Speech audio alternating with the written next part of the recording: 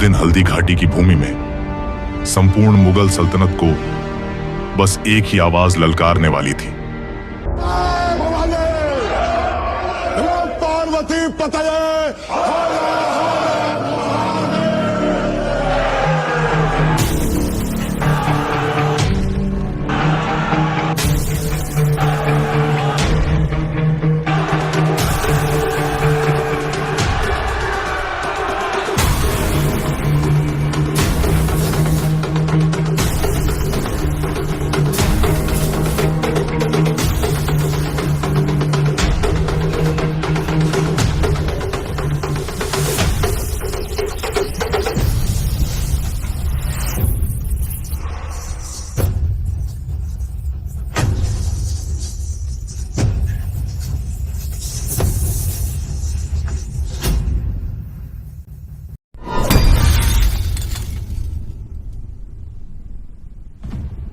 ये राजस्थान की वो मिट्टी जो आज भी वीरों की गाथाएं सुनाती है। ये कहानी सिर्फ एक युद्ध की नहीं है, ये कहानी है दो विचारधाराओं के टकराव की। एक तरफ थी विस्तारवाद की मुगलिया सल्तनत, जिसका बादशाह जलालुद्दीन मोहम्मद अकबर पूरे हिंदुस्तान को एक झंडे के नीचे लाना चाहता था, चाहे संधि से या तलवार से। और दूसरी तरफ थी मेवाड़ की हजारों साल पुरानी परंपरा, संस्कृति और आजादी की वो लौ जिसे थामे खड़ा था एक अकेला सूरज, महाराणा प्रताप। इस कहानी को समझने के लिए हमें समय में थोड़ा पीछे चलना होगा, उस दौर में जब दिल्ली का तख्त हिंदुस्तान की किस्मत लिख रहा था। 16वीं सदी का हिंदुस्तान एक विशाल शतरंज की बिसात जैसा था। अकबर एक माहिर खिलाड़ी की तरह एक एक कर रियासतों को अपने पाले में कर रहा था। उसकी सुलह कुल की नीति, जिसमें वो दूसरे धर्मों का सम्मान करता था और राजपूत राजकुमारियों से शादी कर उन्हें अपने हरम की मलिका बनाता था, बेहद कारगर साबित हो रही थी। आमेर, बीकानेर, जोधपुर जैसे बड़े बड़े राजपूत घराने मुगलिया सल्तनत के स्तंभ बन चुके थे। इन राजाओं ने अपनी बेटियों और बहनों की डोलियां दिल्ली भेजकर अपनी रियासतों के लिए सुरक्षा और ऊंचे पद हासिल कर लिए थे। उन्हें लगता था कि बहती गंगा में हाथ धोना ही समझदारी है। अकबर की छत्रछाया में उन्हें जागीरें मिल रही थीं, मनसब मिल रहे थे और सबसे बढ़कर युद्ध का खतरा टल रहा था। लेकिन इस बिसात पर एक किला ऐसा था जो किसी भी कीमत पर झुकने को तैयार नहीं था। वो किला था मेवाड़ का और उसका राजा था महाराणा प्रताप। मेवाड़ कोई साधारण रियासत नहीं थी, ये बप्पा रावल और राणा सांगा जैसे योद्धाओं की भूमि थी, जिन्होंने सदियों तक विदेशी आक्रांताओं को धूल चटाई थी। यहां की मिट्टी में गुलामी स्वीकार करना नहीं लिखा था। यहां के लोगों ने अपनी आजादी को हमेशा अपनी जान से ज्यादा चाहा था। प्रताप के पिता महाराणा उदय सिंह अकबर की ताकत का स्वाद चख चुके थे। 1567 में अकबर ने खुद एक विशाल सेना लेकर चित्तौड़गढ़ को घेर लिया था। महीनों तक चले उस घेराव के बाद जब मुगलों ने किले की दीवारें तोड़ दी तो राजपूतों ने इतिहास का सबसे भयंकर जौहर और साका किया। हजारों राजपूत वीरांगनाएं अपने सम्मान की रक्षा के लिए आग की लपटों में कूद गईं और हजारों राजपूत योद्धा केसरिया बाना पहनकर दुश्मन पर भूखे शेरों की तरह टूट पड़े और लड़ते लड़ते वीर गति को प्राप्त हुए। अकबर ने जीत के बाद चित्तौड़ में जो कत्लेआम मचाया, उसमें 30,000 से ज्यादा निर्दोष नागरिकों को मौत के घाट उतार दिया गया। यह घटना प्रताप के किशोर मन पर एक गहरे जख्म की तरह अंकित हो गई थी। उन्होंने अपनी आंखों से अपनी मातृभूमि को जलते और अपने लोगों को कटते देखा था। उन्होंने उसी दिन कसम खाई थी कि जब तक वो चित्तौड़ को वापस आजाद नहीं करा लेते, वो सोने चांदी के बर्तनों में खाना नहीं खाएंगे, मुलायम बिस्तर पर नहीं सोएंगे और महलों में नहीं रहेंगे। उनकी ये प्रतिज्ञा सिर्फ शब्द नहीं थे, ये उनके जीवन का एकमात्र लक्ष्य बन गया था। 1572 में जब प्रताप का राज्याभिषेक हुआ तो उन्हें विरासत में कांटों का ताज मिला था। मेवाड़ का खजाना खाली था, सेना छोटी थी और ज्यादातर उपजाऊ भूमि पर मुगलों का कब्जा था। उनके अपने भाई जैसे जगमाल भी उनसे नाराज होकर अकबर की शरण में चले गए थे। चारों तरफ निराशा और हताशा का माहौल था। लेकिन प्रताप निराशावादी नहीं थे, वो एक सच्चे जननायक थे। उन्होंने महलों को छोड़कर अरावली के पहाड़ों और जंगलों को अपना घर बनाया। उन्होंने भील जनजाति के लोगों को, जिन्हें समाज अक्सर नीची नजर से देखता था, अपने साथ मिलाया। भील अपनी तीरंदाजी और गुरिल्ला युद्ध की कला में माहिर थे। प्रताप ने उनके साथ खाना खाया, उनके साथ जमीन पर सोए और उन्हें वो सम्मान दिया जिसके वो हकदार थे। भीलों ने भी प्रताप को अपना देवता मान लिया और उनके एक इशारे पर जान देने को तैयार हो गए। राणा पूंजा भील उनके सबसे भरोसेमंद सेनापतियों में से एक बने। प्रताप ने अपनी छोटी सी सेना को एक नई युद्ध नीति सिखाई। वो जानते थे कि वो मैदानी इलाकों में मुगलों की विशाल और सुसज्जित सेना का सामना नहीं कर सकते। इसलिए उन्होंने पहाड़ों को अपना सबसे बड़ा हथियार बनाया। उनकी रणनीति थी मारो और भाग जाओ।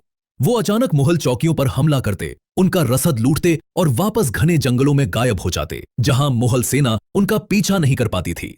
अकबर एक चतुर बादशाह था। वो जानता था कि युद्ध हमेशा आखिरी विकल्प होना चाहिए। उसने प्रताप की शोहरत और उनके दृढ़ निश्चय के बारे में सुन रखा था। वो मेवाड़ जैसे सम्मानित वंश को अपने दुश्मनों की सूची में नहीं रखना चाहता था। उसने सोचा कि जैसे बाकी राजपूत राजा मान गए, वैसे ही प्रताप भी मान जाएंगे। 1572 से 1573 के बीच अकबर ने प्रताप के पास 4 शांति दूत भेजे। जलाल खान कोरची, एक कुशल वार्ताकार जिसने प्रताप को मुगल आधिपत्य स्वीकार करने के फायदे गिनाए। प्रताप ने विनम्रता से मना कर दिया।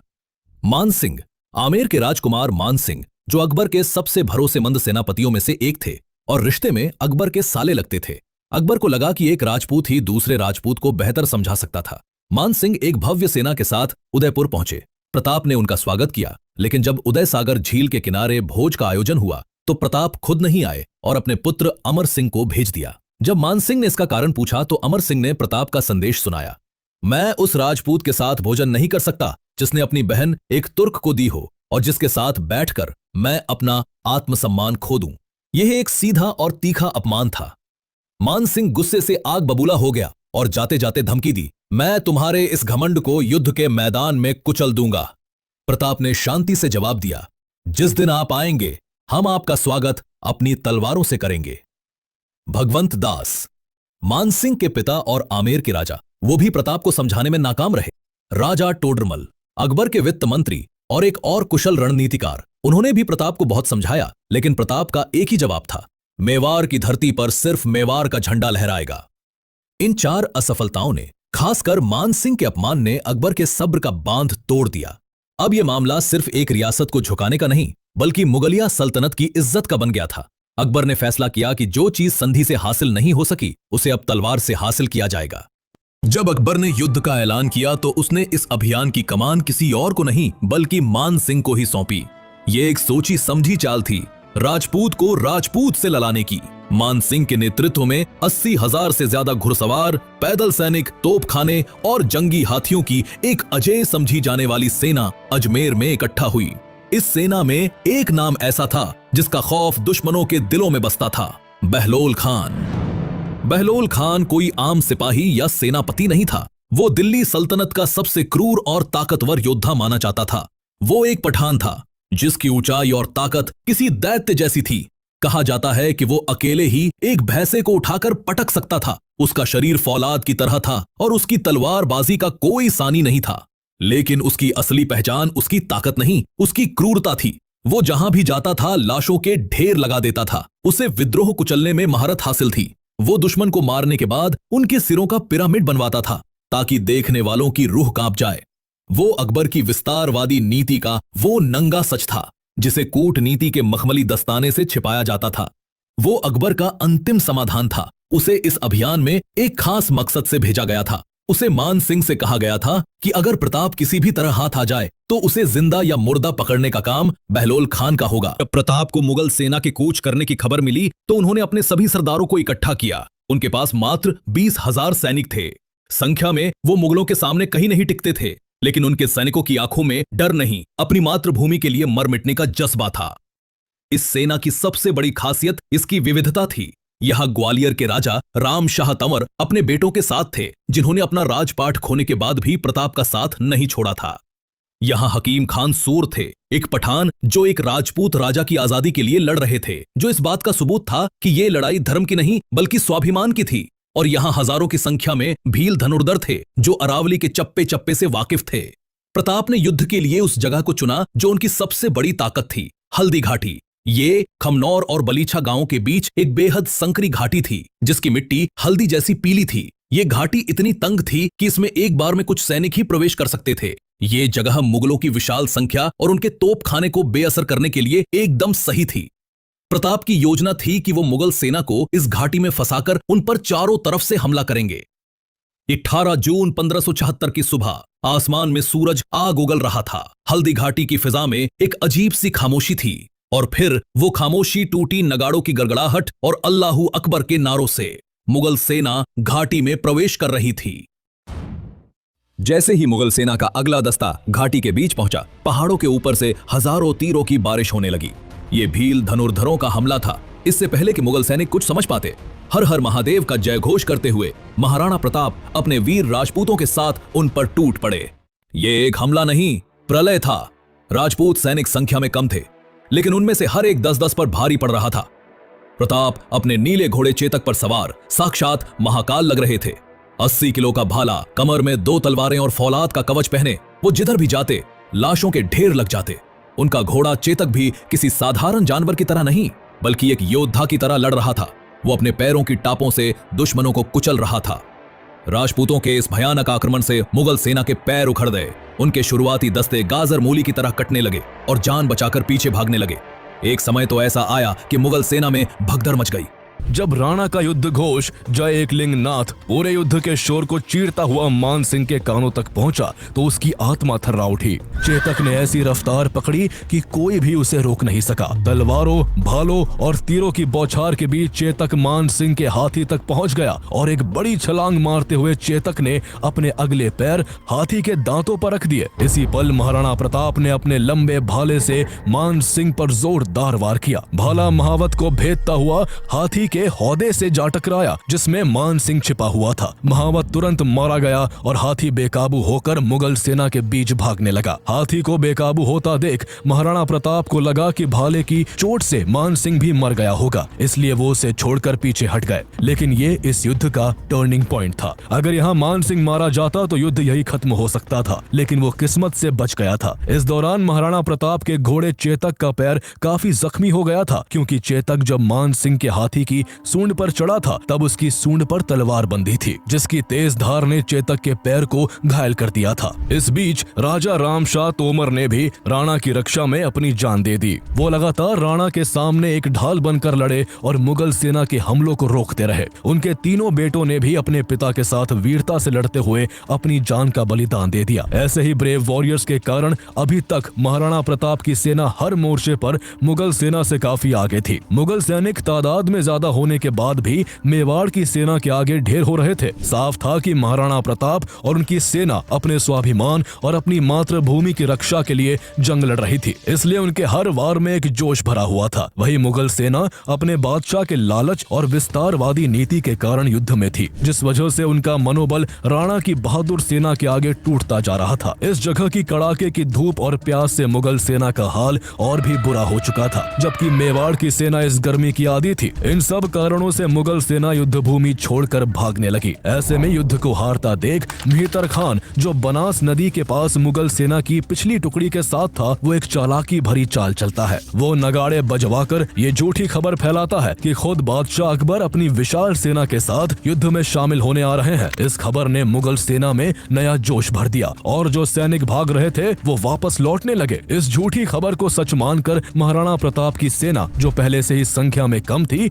उसको लगने लगा कि अगर अकबर की अतिरिक्त सेना आ गई तो उनका और भी ज्यादा नुकसान होगा। ऐसे में महाराणा प्रताप के साथी सरदारों ने उनसे अपील की कि वो खुद जंग से बाहर निकल जाए ताकि वो आगे लड़ाई जारी रख सके। ये एक टैक्टिकल रिट्रीट था, इसलिए अपने सरदारों के कई बार कहने पर महाराणा प्रताप पीछे हटने को तैयार हो गए। महाराणा के जंग से बाहर निकलने के लिए मुगल सेना का ध्यान भटकाना जरूरी था। तब युद्ध के मैदान में एक पुराना इतिहास दोहराया जाता है, खानवा का युद्ध, जो 1527 में मुगल बादशाह बाबर और महाराणा प्रताप के दादा राणा सांगा के बीच लड़ा गया था।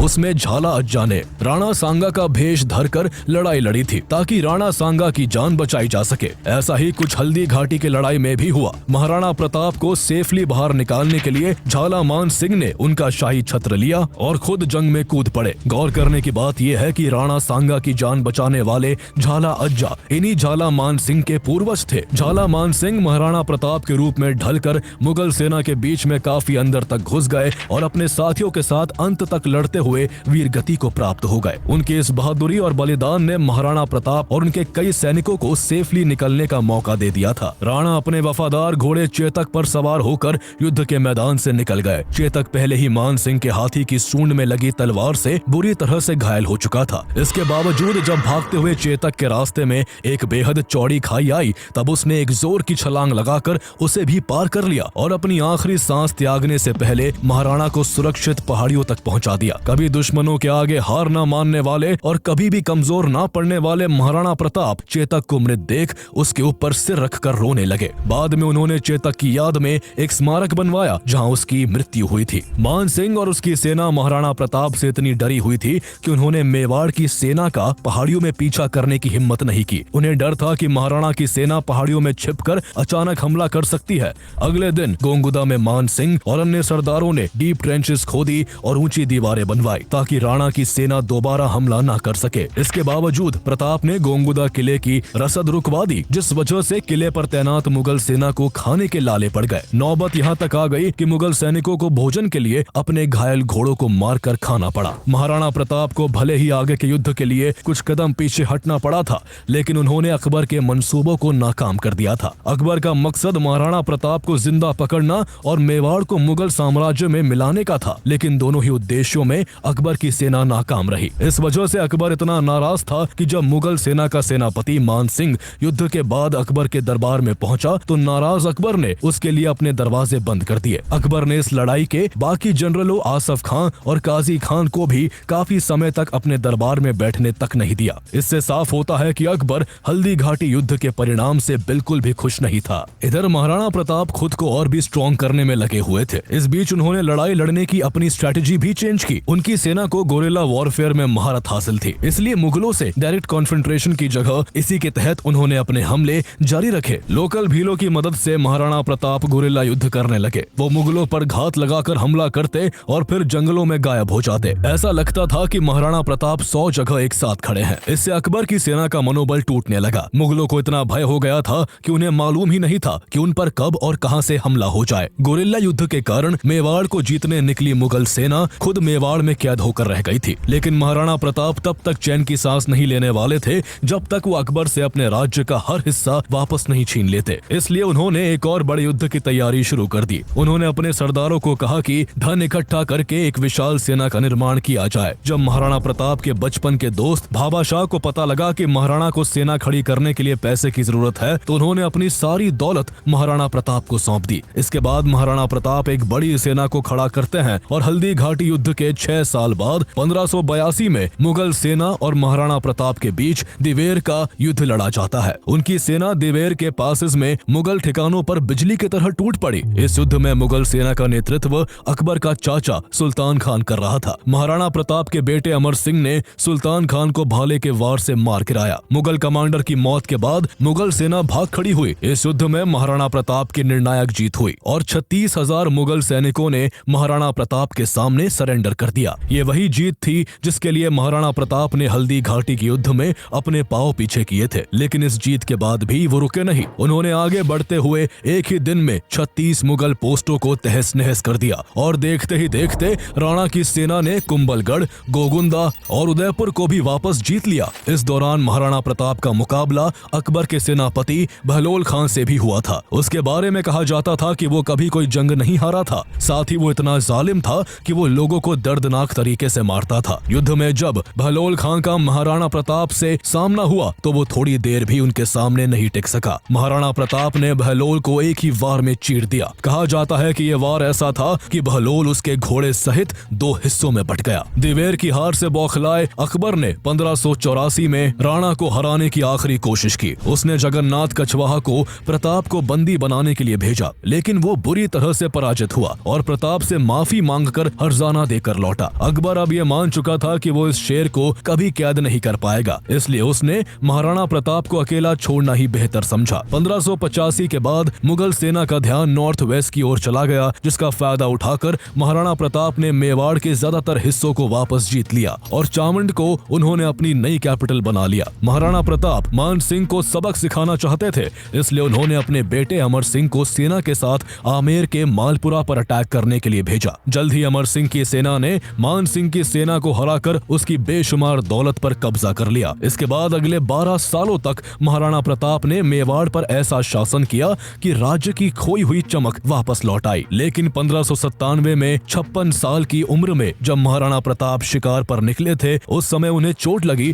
जिससे वो कभी उबर नहीं पाए और उनकी मृत्यु हो गई। उनके निधन से एक युग का अंत हो गया। कहते हैं कि जब उनकी मौत की खबर अकबर को लाहौर में उसके दरबार में दी गई तो वो भी अपने सबसे बहादुर दुश्मन को याद करके रो पड़ा। उस समय राजस्थान के एक मशहूर कवि दुर्सा आड़ा भी अकबर के दरबार में मौजूद थे। उन्होंने उस समय महाराणा प्रताप की मौत की खबर मिलने पर जो कविता लिखी उसका सार था, तुमने कभी अपने घोड़े पर शाही दाग नहीं लगने दिया, तुमने अपनी पगड़ी कभी नहीं झुकाई, तुमने अपने घोड़े पर शाही मोहर नहीं लगने दी, तुम कभी नवरोज में बादशाह से मिलने नहीं आए। आज जब तुम्हारी मृत्यु का समाचार दरबार में आया है, देखो बादशाह का सिर झुक गया है और उसकी आंख से आंसू बह निकले हैं। तुम जीत गए प्रताप। अकबर ने कविता सुनने के बाद दुर्सा आड़ा को इनाम दिया था। इस तरह मृत्यु के बाद भी महाराणा प्रताप अपने दुश्मन से जीत गए थे और वो अपने साहस और वीरता के चलते हमेशा हमेशा के लिए अमर हो गए।